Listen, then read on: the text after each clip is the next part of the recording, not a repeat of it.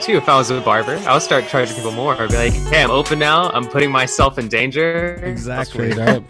I could charge you more. But I mean, I think we'll just bring you on right now. I mean, welcome. Thank you, Cesar, for joining us. Cesar Hernandez on Twitter and on Instagram. Thank you for taking the time in these weird days. Very weird days. How have you been holding up? How's it long? 2 months it's been for like 3 months quarantine? probably already. I thought it was 3 years. Yeah. It feels like 3 years, right? Exactly. Yeah. It feels like it's been 3 years. How you been I don't holding know, up, man? No, I'm doing all right. I mean, honestly, I talk about this with like family and friends and like other podcasts I join that like, I don't know, like considering the circumstances, considering what's happening, like I'm doing fine. You know, like I've been going on jogs, I've been reading, I've been losing more frequently in FIFA. You know, just the usual, man. Yeah. So I can't complain. Oh, definitely. And, it seems like an eternity ago that we got to see any sort of live sports. I know the last time we kind of connected, we were talking about if you were going to go to the first SD Loyal game or Chicharito's first game up in LA Galaxy. Yeah. And so, again, seems like an eternity ago, but I didn't really get to ask you. That was a while ago. Yeah, right? How did that all go for you up there? How did that first game go? Well, actually, it was kind of funny isn't the right word. It was just interesting because I feel like that, like I've talked about this with my friends and I've talked about this with my girlfriend where we like asked her like what was like the last like in quotes like normal weekend. Mm-hmm. And for me that was like the last normal weekend where like you can kind of sense like things starting to change a little bit. And we're even thinking like there are a couple times where people would like shake my hands. I was like, I guess I'm not going to do this. I feel a little weird about it. It was like the first time that like actually happened. But I mean at least for that game, the atmosphere was incredible over there, over for the Galaxy's home game for Chicharito's first ever home match with the Galaxy. Unfortunately, Chicharito was pretty bad. I don't know if you guys caught that game. He was pretty awful. He was stressed out, and I remember him looking completely stressed out during the game. And I was like, all right, he's not looking like himself. He's looking really angry. And then, of course, after the game, he decided not to talk to the press. So that angered a lot of the press who were visiting from not only just San Diego, but from all over the country and also from Mexico, too. So, yeah. But, the atmosphere was fantastic. It was incredible. But that was the last major soccer game that I've been to since then. And it was funny just to think about just the hours that I've spent, like, working on, like, all right, am I going to go to this LAFC game or am I going to the Xolos game? Should I try to go to this Mexico game over here? Also want to watch this. And for me to, like, I was working at hours and hours earlier this year. Now, nothing, you know? Yeah. I did the same thing. I put, like, all the SD Loyal home games on my phone, on my calendar, and then just get a reminder every other Saturday or Sunday. Loyal game at 7 p.m. I was like, oh, man. I think I'd be there right now. The one that hurt the most was that Cholos game. I really wanted to see that SD Loyal Cholos game. Yeah, that would have been fun. Yeah. That would have been a lot of fun to see that, but that was unfortunate it didn't happen. Yeah. Yeah, and that again, 3 years ago at this point, and we don't know when the next one's going to be. Do you think? Just talking about it, do you think they're if they do, renew the season or just start it back up? I know MLS was in talks, and I think they got something done with the Players Association. But with as far as UPSL, do you think they'll get something done? I know they have negotiations coming up soon. Also, you said UPSL or USL? Perdón, USL. Yeah. Yeah, UPSL. Man, I can't tell you about the UPSL. Who knows? I think right now you gotta. If you want updates on that, a fantastic follow is Jeff Reuter, a buddy of mine who works for The Athletic, and he does incredible work when it comes to covering the championship.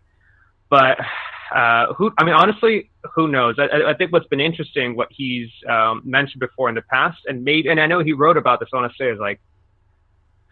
say a month ago, maybe a little bit longer, and I think it's perhaps still in the works. Is maybe where you see something where, because the amount of USL championship teams are out there, as opposed to seeing Loyal going over to, I don't know how far they would have to go in the Western Conference, but as opposed to them going like pretty far in the Western United States, maybe having something a little bit more regional, maybe some sort of like kind of like more regional games where they have more games against Phoenix, against Las Vegas, against against Orange County, against LA Galaxy 2, or I guess Los Dos, as some people call them.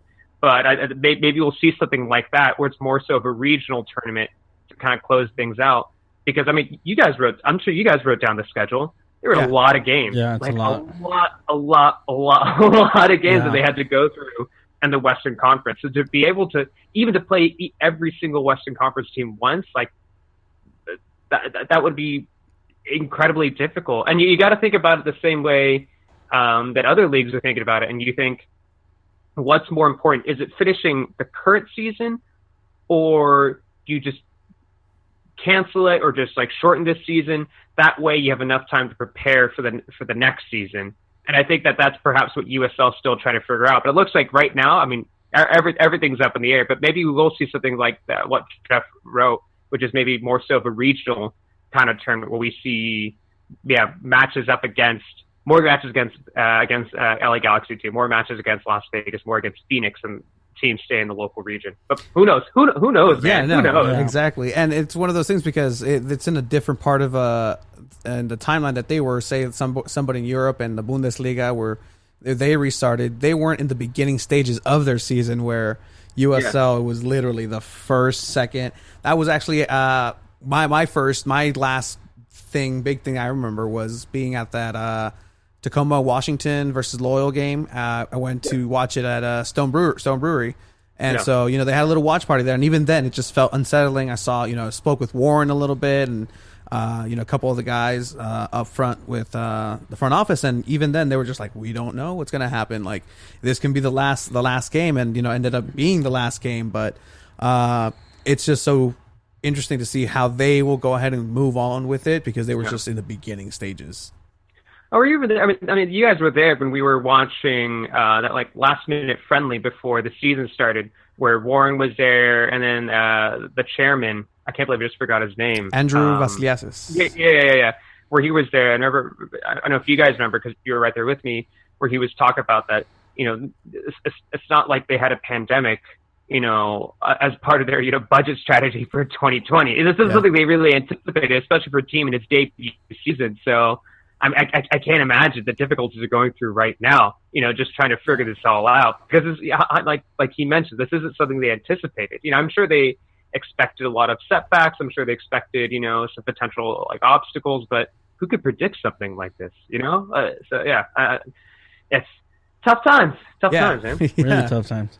So I wanted to ask you, I know you're very active with the Liga MX and Cholos. I mean, with them canceling the league and then starting kind of like the E-League, have you been like watching the E-League at all, or what are your takes on them canceling the league? At first, did you guys watch the first 2 days? Yeah, that's the only part I watched. Yeah, that's about it. I mean, the first 2 days were incredible. Like the first Chivas game, I was like, wow. They had the lag, and then there is the situation where you had like. They actually had like the usernames for the actual like tags for the players, and then people were sending messages on like the top right, and they just like the worst of the match the players how they're playing. But I mean, here's the thing: during the first weekend with the E-League MX, I was like, let's do this, let's get into it. Why not? And I enjoyed it. I thought it was fun. And then the second week happened, and I was like, all right, let's continue watching. And then after that, I just stopped. I don't know. Yeah. I know. I mean, I know they did the 85 overall rating, which kind of made it a little interesting. Because if they had the regular ratings, I mean, the games would be pretty boring. I mean, with the Liga MX, what's your take on all that? Them canceling the league? I mean, we're talking about Liga MX. I mean, there was no easy solution. It was going to be extremely tough, especially when you consider, the COVID situation down there. I mean, I'm not pretending as if I'm an expert when it comes to coronavirus, when it comes to COVID situation. But, just like the United States, there's still a lot of questions. There's still a lot of things that are up in the air, when it comes to Mexico. So I feel that because and it seems like for weeks and weeks and weeks, Liga MX and teams and higher ups made it quite obvious that they wanted the season to continue. They wanted to figure out some sort of thing in order to finish the Clausura season. And I think what happened, I was going to say early this month, but now we're in June, I guess. So like around, I want to say, was that a week or two ago? Yeah, I want to say it was a week or two ago.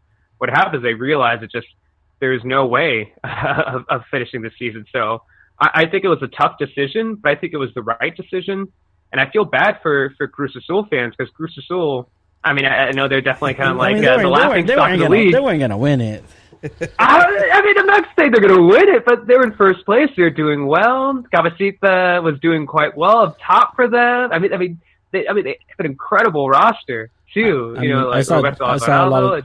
Yeah, my bad. I saw a lot of jokes saying, "Oh, Chivas didn't make another liguilla." But I mean, Chivas were in 5th place. Yeah, no, Chivas are fine. Chivas are fine, and you consider what's been happening to Chivas recently. Exactly. I mean, they were doing all right. I mean, but I still feel a little bad for Cruz Azul fans because I think they're doing well. They were I think they had like a 6-game winning streak, 6 game in a row, and they were doing well in the league. But I guess at the very least, a good consolation prize for them in León is that now the two of them have spots in the next year's CCL. I guess that's fine. I mean, I know some Liga MX fans don't get that excited about the CCL, at least not until maybe like the semis or the final. Yeah. But at the very least for Cruz Azul and León fans, like their two teams have qualified for that, along with Rayados and America. So I mean, it wasn't an easy decision, but then again, that's not even the most dramatic stuff that's happened in Liga MX over the last few weeks. There's just been so much. I don't know. There's just so much that's been happening in the league. Let's get a little bit into it. I mean, just talking about heartbreak. Morelia. I'll start with there because that one's a little bit personal to me. I talked about a little bit with John Barbon last time. I was over in Torreon, and he has that little perspective from inside Mexico. But my grandpa has been a Monarca Morelia fan. He's from Tocumbo, Michoacan. He's followed it for his whole life. This is his team, and now that it's just not there anymore. And you can say it's business as usual in the soccer world. That they have to get their money. But what do you think about this whole move away from Morelia? It sucks. I mean, it sucks, right? Like we can't ignore that. I think you have to look at the two sides, and maybe it is a business decision, but I mean, those fans put their blood, sweat, and tears, and not only just a financial investment, but an emotional investment to these teams, and this isn't some team that, I mean, no offense to someone like like a Puebla or Veracruz recently, which were just have been awful recently. We have they've done a lot of shady things, but Morelia, they were in the Liga MX world in the last season. I mean, not talk about the one that was canceled, but late last year, they're one of the bigger stories. I mean, we were all talking about that one Scooby-Doo fan. I don't know if you guys remember that Scooby-Doo fan who went kind of viral. I don't know if you guys remember that.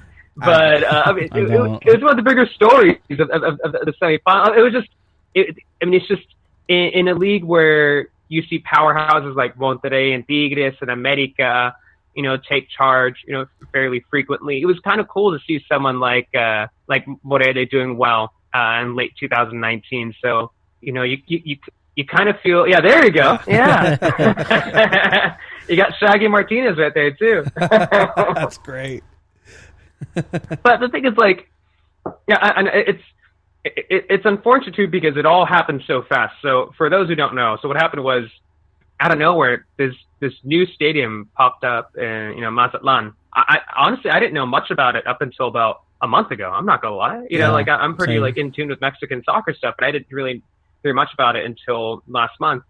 Apparently, the stadium was basically owned / was helped built by the local government. And after that, there were rumors that Morelia, Querétaro, and Puebla were interested in moving over there. And then within just a matter of weeks, they just took the team away. Yeah, it was that quick. It was that quick. And the thing that's really sad is that this isn't new in Mexican soccer. You see this every now and then with the second divisions going away, second division teams going away. You see this every now and then with first division teams that were supposed to get relegated end up buying a team in the first division and moving. And it's just this isn't anything new, and it's just it's depressing. You know, it's you feel for these fans. I mean, you think I was thinking about it too, because like I was talking about this on the Mexican Soccer Show on the podcast I'm a part of. Because I was talking about I was saying so I've only been here in San Diego since 2016. But when you talk to San Diegans about the Chargers, like it hurts a lot, like an immense amount. There are people that I know that will refuse to talk about the Chargers, or they won't even say Chargers. They won't even say they can't say the name. But here's the thing: that team moved about hour and a half, 2 hours. I mean, 3 hours of traffic. Let's be real. Like up north, they still exist. Like Morelia, more than likely, they're just going to vanish. Yeah. It's going to be done. It's like that. I mean, it's really, really depressing to see that. You know, it's just so depressing to see something like that in Mexican soccer. That new stadium, though, it looks pretty nice. I mean, that's the thing, though. I mean, that stadium is gorgeous, though, right? Yeah, right. That stadium looks really, really nice, man. Mazatlan is a nice city too. They're going to be the Monaco of, it's like, you know how Montliga, you know how like the stadium's nice, no one's in the stands. And that's another thing. Yeah, it looked like the Estadio Chivas, Estadio Akron, man. It's like so nice, but you see all the red seats. Well, that's because remember the Estadio Chivas, everybody's sitting at the top, expensive seats at the bottom. There you go. That actually is true, though.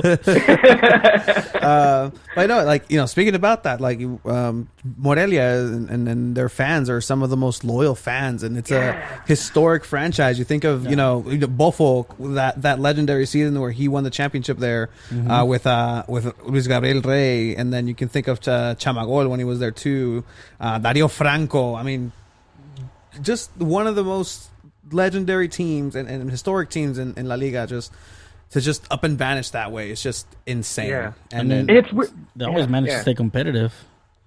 They did, and like the thing is, like, it's not like they had the pay. I mean, I know TV Azteca like owns them, but still, like, it's not like they had the payroll of like a Monterrey or Tigres. They're just genuine superpowers and just like are allowed to spend whatever they want on their players. You know, like you look at Morelia's players, you don't exactly look at them and think like, what a super talent. Well, what superpowers? You never really think about that in recent years with Morelia. So, I mean, I feel bad for so many fans. And I know, like, I don't know, like, I know most of us know more America fans, more Chivas fans, more Cruz Azul fans, Pumas fans, you know, like Atlas fans. But still, we still have friends and tios and cousins. Like, there are random people who still support Morelia out there, and you got to feel for them, you know? Yeah. I mean, the question has to be asked also about Cruz Azul. Let's see if they have a team, you know, with the whole president thing that happened. Yeah. So So for those who don't know, it's I think it's only 3 higher up people within Cruz Azul are being investigated for money laundering and for having links to, I think it was just for lack of a better word, it's just organized crime. Yeah, just organized crime. Just alleged links to organized crime. They use. I think. Yeah, I mean that's just emblematic of the issues and complexities of money in high level positions in Mexico, and I think we saw that with Rafa Marquez. Yeah, exactly. That's what came to mind too. So it's unfortunate. We'll see what happens. Just because I don't know. This just. Is it a surprise? Yes, but is it that surprising that it's happened again in Mexican soccer after what happened to Rafa Marquez, who was just an absolute icon in Mexican soccer? Then I guess not, and who knows what has yet to be revealed, you know? So yeah, we'll see what happens next. I think right now they're still investigating those 3 higher ups from Cruz Azul, but yeah, man. A lot of ridiculous stuff in Mexico, even though there's no soccer. No sport. There's no soccer. My worry is that hopefully they don't get the idea and investigate every single team for whatever reason. Because when it comes to mine, Cholos, Hangron is not the most trustworthy person, you know, when it comes to business. So the questions could be asked. But hopefully we don't lose Cruz Azul because it's one of the big 4 teams, you know. But it's a team with a lot of history. I doubt that would happen. I don't think we'd lose Cruz Azul. I think what would happen is if worse comes to worse, those 3 higher ups. I think Billy Alvarez as well. I'm not entirely sure. I forget which of the 3 of those higher ups. But I feel like those 3 perhaps be prosecuted, and then Cruz Azul would still exist. But I can't imagine we'd be in a situation where Cruz Azul doesn't exist, but I mean, that is unless if they decide to move to Mazatlan too. Maybe they'll share the stadium. I mean, they're sharing a stadium right now, right? Yeah. So yeah.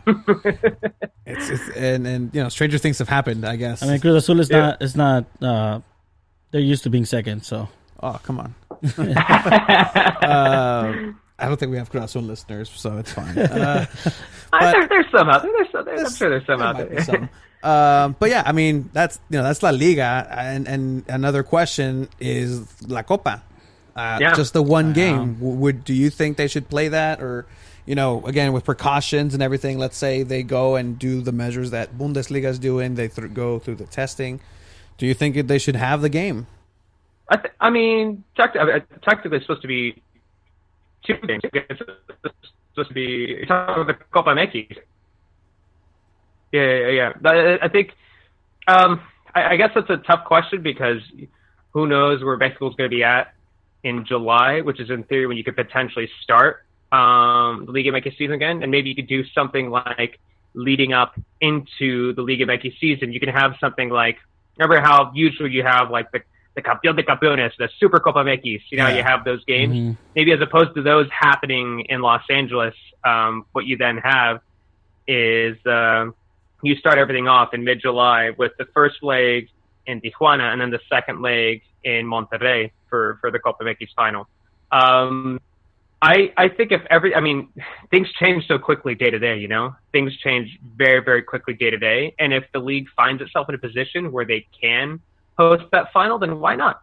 I think if everything's safe, the players are safe, and obviously just be behind closed doors, and we're going to have, there's no way we're going to have fans at these games at any point soon, then why not? And I think perhaps a very handful of your listeners, and definitely a very strong portion of people who follow me, who definitely want this game to happen because they're Xolos fans. Yeah. And when you consider the fact that Xolos were having genuinely a terrible season, Liga MX, there's no way of looking past it. They're having a terrible season, but they are within reach of potentially lifting another title. Yeah, it's not a Liga MX title. It's not going to be the second Liga MX title. But winning the Copa MX I think for a team like Xolos, that's still a big deal. I would say that's still a very big deal for that team. So as long as it's safe, and if the players are fine with it, and the league can somehow organize it, then yeah, sure. Why not do it? And as of now, the league hasn't specifically stated that the Copa MX final is canceled. What the league has stated is that the Copa MX going forward is going to be canceled for a full season. So we're not going to see the Copa MX for a full season. But as for the final, it's still up in the air. So there is still a chance that the San Diego-Tijuana region could get a cup, like a legit cup, that's something that could potentially happen in the near future. Unfortunately, it's against the Rayalos. The Rayalos are probably going to win pretty easily. But we'll see. The Rayalos have been terrible in 2020. So my only worry with that is, say they wait till like July or August to play the game, there could potentially be different rosters. Show us what they typically get rid of half their roster. Exactly. Anyway. They have a new team every season, but technically speaking, Monterrey and Xolos were two of the worst teams in the league this season, and it's funny that they both made the final in the Copa, but potentially could be different rosters because just the transfer season is coming up, and I know Monterrey is really active and Xolos is really active, so it kind of sucks to those players that play the Copa the whole way through, and then they don't get to play the final, Yeah, agreed. And especially since, I think it's going to be, who knows how exactly the transfer season is going to work out in Liga MX, but I feel like I think a lot of teams are going to have to sell. They're going to have to 100% sell, and because the thing is they're going to have to compensate for any kind of losses that they've had recently.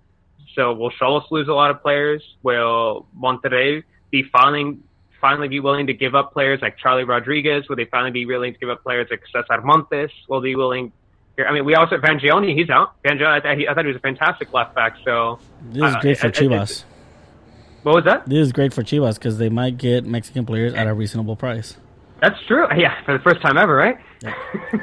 I know they were talking about a swap deal between Gonzalez and I forgot which other Monterrey player for the left back that we have. What's his name?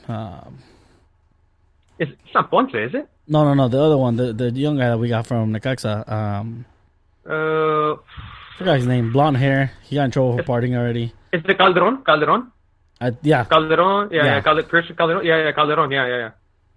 I mean, you said swap deals, right? That's also something interesting too. That might be something that we see happen is as opposed to transfers with like using money. We might actually see swap deals Liga MX because teams can't afford to to make trades. So we might actually see swap deals in the near future too. I mean, we see a lot of loans happening always in mixing in soccer. Tends to be really popular, and then just option of buying or something. Yeah. No, it'll be interesting to see what happens. Yeah. And I mean, the only soccer we are getting at this point so far is Bundesliga. Have you been keeping up on the Bundesliga so far in these last couple weeks, 3 weeks of match days? I felt like such a terrible like soccer person because here's the thing. So like everybody's like, oh, Bundesliga's come back, and I was like, yeah, I'm gonna watch all the soccer. Soccer's back. Not all the soccer. It's hard to watch all the soccer. Well, I meant like watch all the Bundesliga soccer. I'm like, I watch every game. It's gonna be great. I'm gonna learn so much about Bundesliga. And then I slept in, and then caught like the 9:30 game.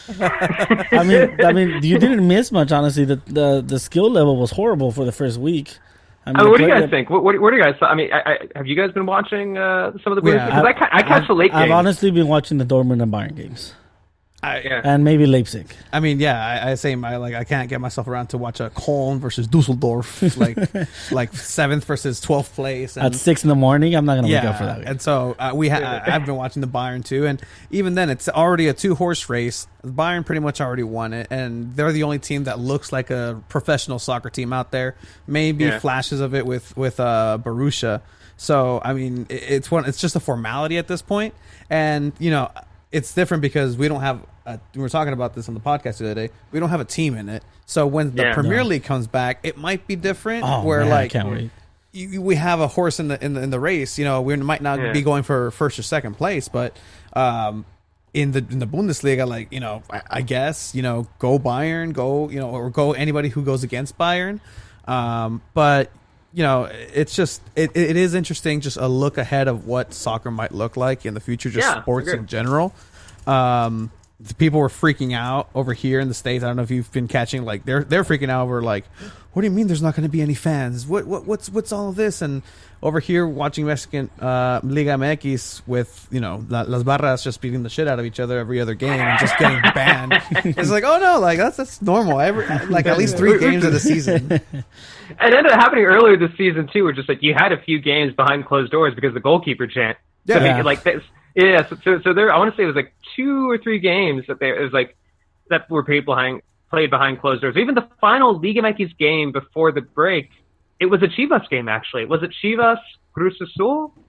I want to say it was a final game before it all went down, and they played that behind closed doors. But I believe so. I mean, can't fans at these games. That's not responsible. You can't do that. Like it's just like. Society is not ready for that just yet. It sucks. No. I mean, everybody has to recognize that, but like, it's going to be unless if we make some significant strides when it comes to fighting off coronavirus or we get a vaccine. Like, it might be a very long time. It's like if you like going to concerts, if you like going to soccer games, or like going to any sporting events, like, sorry, like it's gonna be a long time. Honestly, we hope and like if this does start up again and MLS teams are starting with closed doors. Do you think media is going to be allowed? Like, say you or maybe 2 pretty round guys next to loyal games? I mean, it was interesting. It was interesting because I was looking at the Bundesliga kind of setup. And I think it was like 20-something. I might be wrong. Maybe I read the PDF wrong. But they had around like 20-something, just really journalists allowed at these games. For Xolos, I could potentially see myself on there because you don't really have that many American, Mexican American English speaking journalists, so maybe they're a token person. But for Loyal, I could see that. Galaxy LAFC, I don't know, maybe. I haven't made as much of a presence as much as I should have. National team games, probably not. Yeah. I'm like, they'll even though I'm freelance. Oh man, I can't tell you the problems coming with Mexican national team games. They'd be like, "Oh, you're ESPN." I'm like, no, I'm freelance. Like, well, you're out for ESPN. I'm like, yeah, no, but I'm still freelance. Like, well, you're number 53 on the ESPN list. Like, you got the support guys, radio guys, Ya valió you got madre the para FC nosotros. There goes our chance. I mean, hopefully with Loyal, we'll be pretty loyal to the Loyal. So See you down at Bridge Barcata. We'll start commentating those. Hey, I'm wearing my Bridge Barcata jersey. Yeah, I see that. That's awesome. Hey, shout out to Bridge Barcata and the guys. I really miss those guys. I hope they start up soon. Yeah, like I went down the other day to Seaport Village and just dropped my sister off for work, and I passed by and I see like, you know, handball courts going wild, basketball games going crazy. I'm just like, oh, come on. Like, I think we could do something, but you know, it's better safe than sorry with that. But playing with mask or something. I'll see. It's uncomfortable. It's just bubble soccer, right? You know, like the bubble soccer there we thing. go. It's just like Something, man. Give us something. So, like for you, I mean, let's say game startup, you know, this Monday, and they say, "Hey, I'm gonna need you there." How safe do you feel going into a game right now?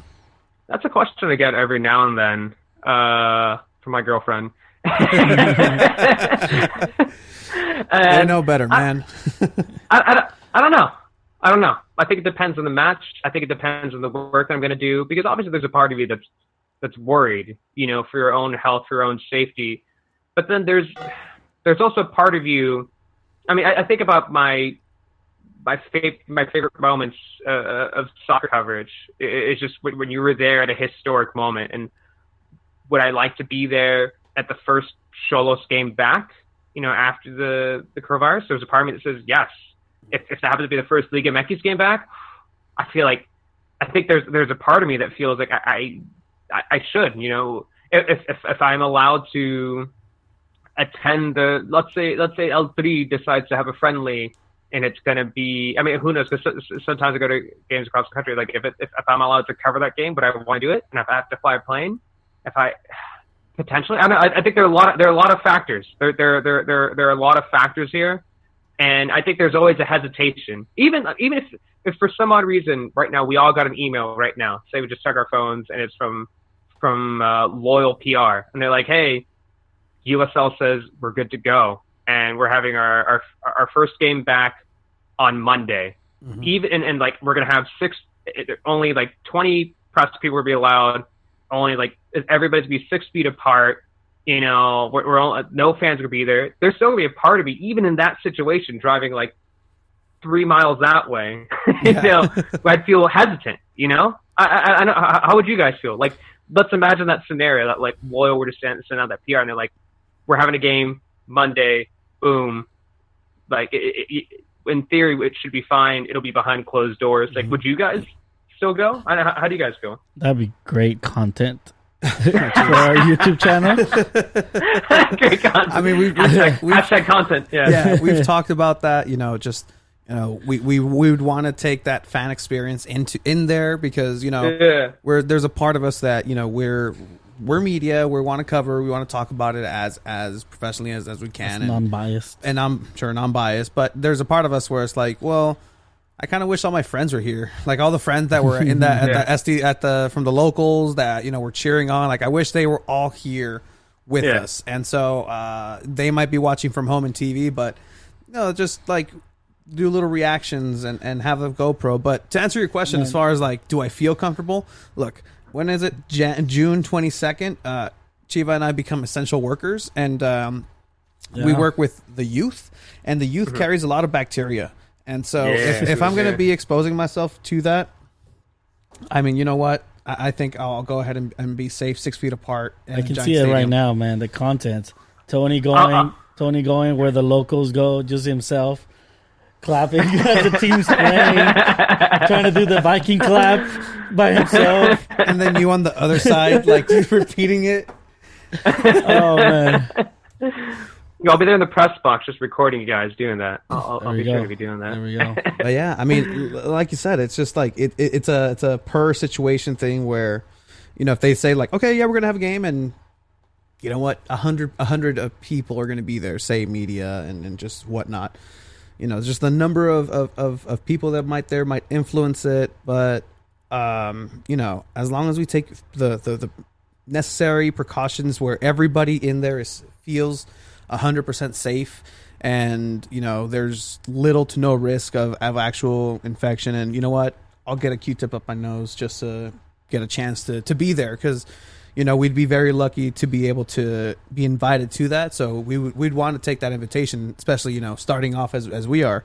But there is that hesitation. We have parents we go back to, and other people that depend on us type of thing, and you wouldn't want to go ahead and risk that. But I think if everything's good and we feel safe, I think we'll take it, and we'll be cheering in an empty stadium. I mean, that'll be fascinating. I mean, I feel like I should stop using words like fascinating, but like inevitably it does seem like we're going to go back to a situation where we're going to see these games played behind closed doors. And I think that something that has been fascinating, I will say, fascinating from the Bundesliga games, from the 3 that I've caught because I'm a terrible soccer fan apparently. But is hearing the players talking to each other, is hearing that like the coaches yelling at the players, at least from the ones that don't use background music. But that might be also something kind of interesting to catch the next Loyal home game. But hearing a little bit more of the detailed kind of like yelling and conversation between like Landon with the players, Carey with the Taylors, like Nate with the players, so it might be kind of interesting to hear that. Yeah, I want to hear Landon scream. Like, I don't like, the only real interactions I've had with him, even though he's my best friend, is just talking to him in person. He's very soft-spoken, very well-spoken, and the only times I see him scream is from a camera far away when he's scoring against Mexico.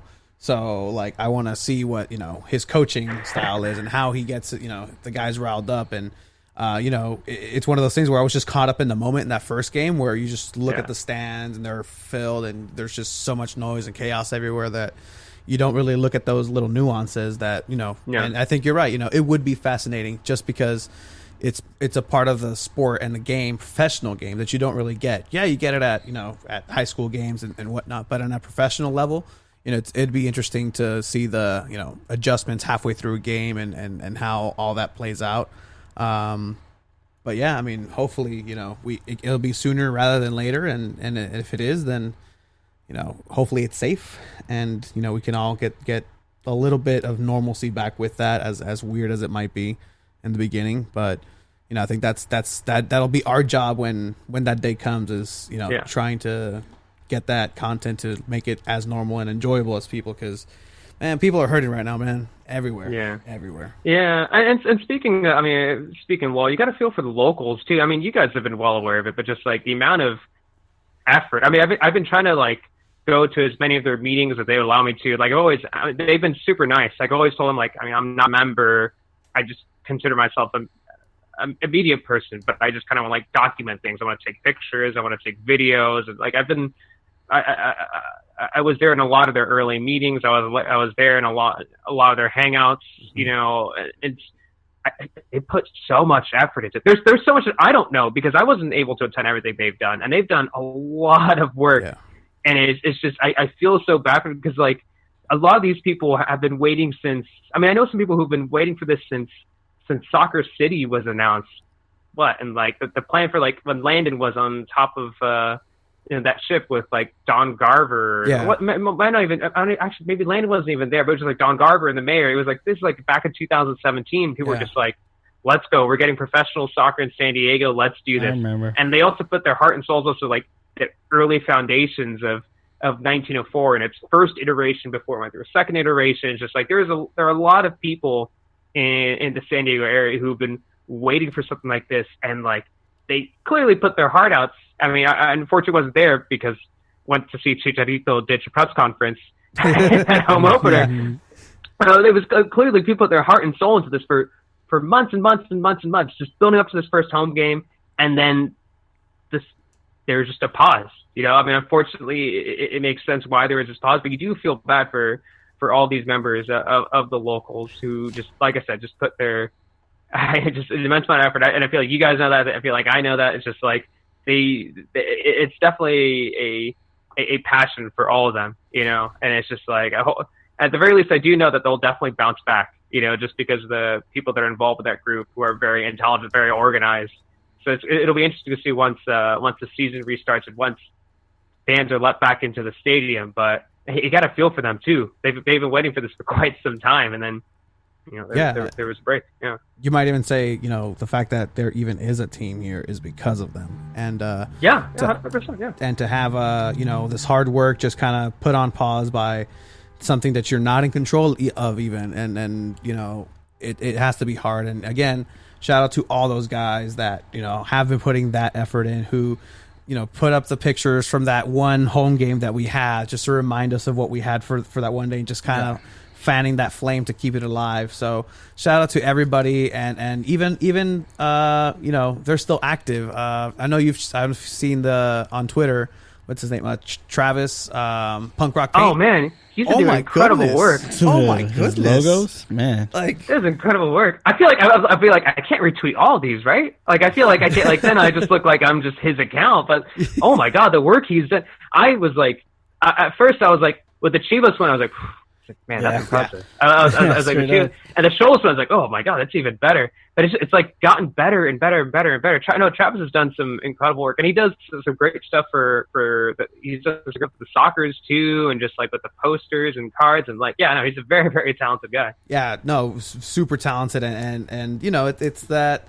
Hopefully he's getting as much enjoyment as we're getting out of it, because it is hard work, but it's his passion. You can tell he's driven towards it, and it's amazing to have those people just keep going on, keeping the loyal fan base just. What's there. Your favorite logo? My favorite logo that he's done, I think it's either going to be the Chivas one, and then he did an Albion one with the little seagull, but he did it with the bum, just the minimalist of it. What's yours?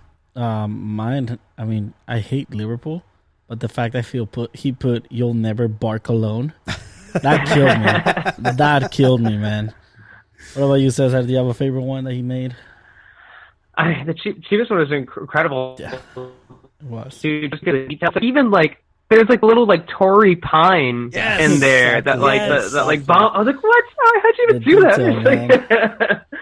I thought actually it was pretty simple, but I also like just because of how clean it was with the Dortmund one. I was like, oh, I thought the Dortmund was clean and simple. Bum one? Yeah. I thought it was pretty cool. I mean, but honestly, they're all incredible. I mean, if you aren't following him, I mean, he's just doing a lot of really cool. I mean, just see if I can.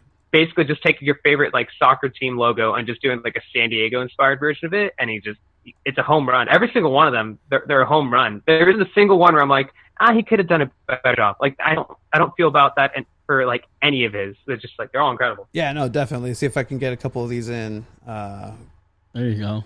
Yeah. Old Tony Gwynn, you get the Ever Loyal.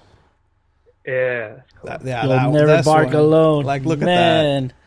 I can't even draw a straight line. And then the stone on top. You draw a straight line. I don't know if you know the stone on top. The stone idea. No, it's really incredible paint. Shout out to, again, at Punk Rock Paint on Twitter. But yeah, and speaking of the Soccers, actually, this is one thing I've actually wanted to ask you for a while. Yeah, for sure. And I want to, hopefully when everything goes back, again, we keep saying that, but it's the truth. That media game. What about it? I want how did that go down? I know it's a pretty exclusive club. I think that was around the time brings where it up a lot. I do, because I really want to play on it. I want to shut everyone down as a goalkeeper. It'd be the most amazing things. How did something like that come together for you? So basically, the fun thing was last year. So it happened. Yeah, I guess it was last year. But the year before that, I was bummed out. I was like, I can't believe they didn't invite me. What's going on here? I have no idea how they started following me. I guess some from the team started following me, and I think other people from the team started following me through there. And then that's how. There you go. Got invited to the media game. Professional, man. It was fun though. I mean, it was definitely the old timers, the new timers. What is it? The fun thing is I was taking it at first in my mind. So I think you guys know DK. I'm sure you guys know DK, right? Yeah. Mm-hmm. Involved in the soccer scene. So he and I were sending messages to each other, and we're yo, dude, we gotta take this seriously, right? We're gonna let's talk tactics here. And then we talked to we ended up bringing along what is it? Before the game, it was I think it's the editor of Voice of San Diego. And we're dude, don't worry, man, don't worry. Me and DK, boom, boom, boom. We're gonna sit in the back. The two of us, we're just gonna sit back here. You'll be in the middle. Just like every time you feel like you're struggling, slip back. Deke and I will be there. Like we'll distribute the ball, look for us, and we were passing the ball along in like little tunnel beforehand. And Deke and I were just like, he and I were looking at each other, just like, dude, this is gonna be a slaughter. We got this. But that's not what happened. It was chaos. It was like as soon as our goalie decided he was going to be a striker and just like sprinted up the field half the time. Oh man, yeah. and then we had a lot of line changes because we had to like make room for everybody. So like our idea didn't really flow together. And like shout out to the older guys because they actually did. I mean, they played better than us. That's for sure. Like I'm not going to deny that they played better than us. Also, what didn't help was there was a lot of overconfidence before the game started. And some of the new media people, at first, like I was thinking, like, yeah, maybe we'll have like a little sip of something before the game starts. But we went to a brewery across the street and we had a pint over there, drank like 2 pints, came back, had some drink. It was just like, so that kind of led to some problems right there. But what was pretty funny is actually who knows if we'll have another media game, this upcoming season because everything's up in the air for the Soccers right now. Who knows what's going to happen to the MASL? But something that I think it was Drew from Bridge Barcata and also from the locals. He thought something that could be kind of fun is because we're all media members. What could be kind of fun is if there was like a scrimmage where Bridge Barcata play, and if there could be kind of like a pregame press conference where like new media interview old media and an old media then interview new media. Right there at Bridge Barcata, like ahead of the media match. So maybe that's something we could do. Who knows? Yeah. But I thought that was a really good idea by Drew to potentially do that. But who knows if we're going to be allowed to play soccer again at any point soon. So. Yeah, I don't know. Like we work with youth, and we're going to have to work in a summer camp setting. How are you going to work in a summer camp setting for? What are you going to do for 6-7 hours if you're 8 feet apart at all times? Like. Everybody's gonna be in their little bubble. I don't know. Like this world is just scaring me, and hopefully we get back to something normal soon. And yeah, no. What is he doing? If you're a goalkeeper in indoor soccer, you stay there. It's just so small. I know. He was like yelling at us, and he was just. It was pretty funny. I love DK, but he was like furious after the match, and him and I were just like, "What was that goalie doing?" Yeah. I was like, I had no idea who he was. To be honest, Johnson, like I'm still kind of like even though I've been here since 2016, I still feel like I'm kind of new to the San Diego scene, the San Diego soccer scene. I didn't know half the people I was playing with, half the people I was playing against, but I don't know where this goalie came from. This like. Yeah, no. Next time, if there is one, I don't care how it happens. I'm gonna put myself in goal, and I'm gonna show everybody what a proper goalkeeper in indoor soccer should be. That's where I grew up. But geez, that's embarrassing for soccer. Hopefully, he isn't listening. Hopefully, he's like, oh, come on, No. Hopefully, he is. Hopefully, he is. Let me tell you, I'm a goalkeeper purist, and it's people like that give us a bad name. Where you're the goalkeeper, you're gonna try to do this, you're gonna just try to take the ball away. No, just fundamentals, get the ball out of there, or just stay in your area. You don't need to go anywhere. It's indoor soccer. The ball's gonna come to you like in 5 seconds, like. But yeah, hopefully he isn't listening, and all respect, but get your act together. But yeah, how have you been seeing these games over in Portugal now? We had a couple hours ago, Tecatito scored his first goal. Tecatito, yeah. Well, technically, I think it's his third goal. Oh, his third goal, yeah. Season. I think he's had a number of assists. It might be. I mean, I'm just kind of like spitballing that. I think it's his third goal this season. I'm not entirely sure. But, continue to play as a right back over there for Porto. There continues to be a lot of rumors that he might go to a different team, which seems like it's about time. He's pushing he's not 30 just yet, but he's getting there. He scored a goal. It was a nice goal. We all know how talented he is, but I don't know. I feel like whenever I see Tecatito playing as a right back, I just keep thinking like, man, for Mexico, it'd be dope if we had him as a right back up against some really defensive teams. But there are some Mexicans abroad who are now playing, and it's Tecatito. First day at Porto or back for the Primera Liga, he gets a goal, so it's good for him, and maybe that's going to help for him to potentially make a move because, he's been one of those players who's been rumored to be making a big move for quite some time. And if you, I mean, if you look at him based off of just YouTube videos, you think like, dude, this is like a world-class soccer player. Yeah. It's like, how is he not playing for like a different team? But then again, you don't know what's happening behind the scenes, because at the same time, he's had an issue. He's had a history with off the field issues. We saw that with Twente when he first went to the Eredivisie. Apparently, he just like showed up after, I think it was his first or second season with the team. He just showed up just like completely overweight in a soccer sense, which meant, I don't know what, he was like 110 pounds or something. I have no idea. But like, like a soccer sense, who knows? But yeah, apparently he like once like showed up like completely like overweight for some sort of for the preseason for the team. I know he might have had off the field issues for Porto in the recent past too, but I wonder if that's potentially what's stopping him from going to a bigger team. But I mean, the kid's got talent, man. He's got incredible talent. He's been at Porto for quite some time, and I feel like it's not a coincidence that in recent months there have been more and more rumors about teams being interested in him. His agent has also been out in the media saying stuff. So I feel like the agent's kind of like pushing for something. Tecatito might be pushing for something. I hope he makes the big move, because I would love to see him make a move to a big club, because I think if we talk about Tecatito, I mean, not to go like in a deep dive here, but what I think about him and his potential is, I want to say it was a 2011 Club World Cup when he was still playing with Rayados, and there was a game against Chelsea, and he just tore him apart. Yeah, I remember that game. Yeah, he just tore them apart, and it was just like, oh my god! I think Chelsea still won. Obviously, Chelsea probably still won the game. I can't imagine Rayados actually won. This is when Rayados were like, they went to the Club World Cup like 2 or 3 times in a row. But you look at those highlights. If you haven't seen those highlights, find them. It's just like it's incredible to see what Tecatito has done, or what he did at a very young age, and he's always had such a high ceiling. Then again, he's run into a lot of issues. I know, unfortunately, there were reports that his like wife had a miscarriage, with rumors at some point. I think it was like a few years ago. There might have perhaps been a kidnapping in his family as well. So I think there's a lot of odd stuff that's happening behind the scenes. But I mean, just watch any YouTube clip of him, and you know he's got a lot of talent. You know he's got an immense amount of skill. And I'm just looking forward to him, nutmegging Dest again in the future, because that was one of my more recent like favorite highlights. It's just like him like nutmegging Serginho Dest, the U.S. men's national team. I just feel like with the selección, Mexico didn't get enough juice out of him. Because he is reaching like a certain age already, and he's still talented. But I think we got Chucky Lozano like really quick after him, that everyone just kind of forgot who Tecatito was. Yeah, and then you got Roberto Alvarado, and you got other people, and I feel like just him, we didn't get enough from him.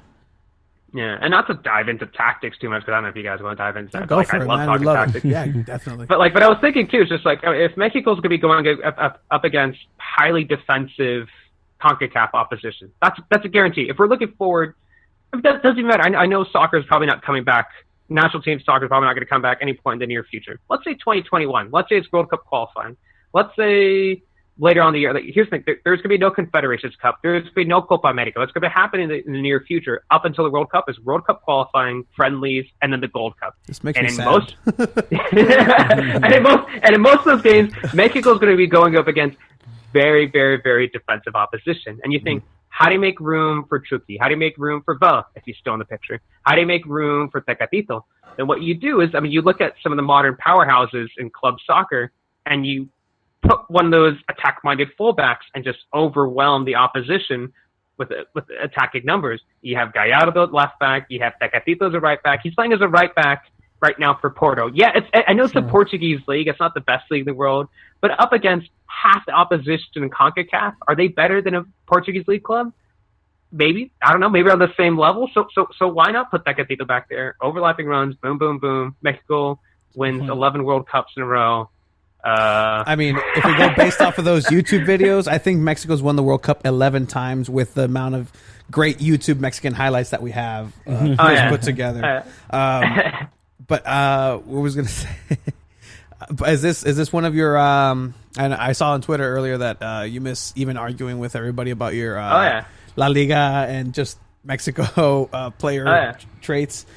What else do you have on your chest that you've been just sitting on, just like, man, this is just I know I'm going to get in trouble for this or something, or just not the politically correct soccer way of saying this?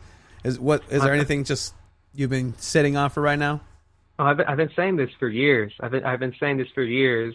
I mean, obviously, other than the goalkeeper, I'm lame and you're lame for doing it. But the bigger controversial statement that I'll make, and it's just I've been saying for quite some time, is just that, like, Jim from The Office, just not a good guy. Just not a good guy, you know. Okay, Jim from The Office. I think we actually went back and forth a little bit about this on Twitter. I don't know if you caught this, but I did. He's just not a good guy, man. He's a terrible person. He's a terrible husband.